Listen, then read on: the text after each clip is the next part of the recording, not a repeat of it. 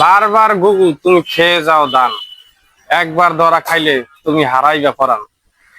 দর্শক, এই কথাটা হয়েছে একটা ইঁদুরের জন্য। আমার দুইটা প্যান, দুইটা শার্ট একটা ইঁদুরে কাটতে ফেলাইছে। আমি ওইটার পিছনে অনেক দিন যাবত চেষ্টা করতেছি ওকে ধরার জন্য, কিন্তু কোনোভাবেই সফল হতে পারতেছি না।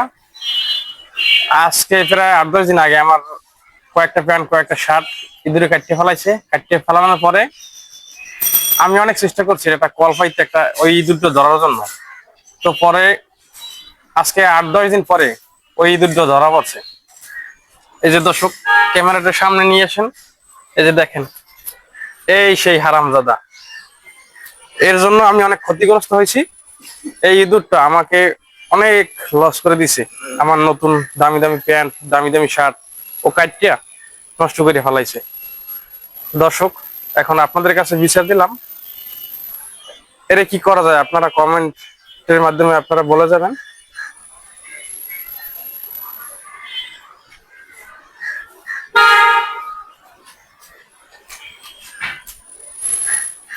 আমারও একটা জাইঙ্গা প্যান্ট ছিল, 4 জনে পয়রা ঘুরে বেড়াইতো, তারপরে কোনো টাইট হইতো না। সেই জাইঙ্গা প্যান্টটা এই হারামজাদার বাচ্চা আমার জায়গায় জায়গায় জার্মানি থেকে সেই জাইঙ্গা প্যান্টটা কাইটা জায়গায় জায়গায় ঝুলা ঝুলা করে ফেলাইছে।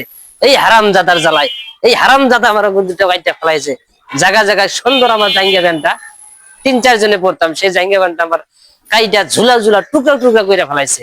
শালার জ্বালায় বাসা বাড়িতে থাকতে পারি না। ভালো ভালো ল্যাপ তাসক চাদর, অনেক বিছানার কাপড় কাপড় গুলা ছিঁড়া ফেলায়, ঝুলা ঝুলা করে ফেলায়, জামদানি শাড়ি কাপড় গুলো সব ছিঁড়ে ফেলায়।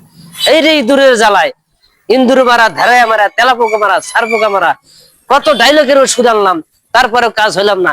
শালার এই কলের ফাটকে বুদ্ধি করে দেখেন ইঁদুর ধরে ফেলাইছি।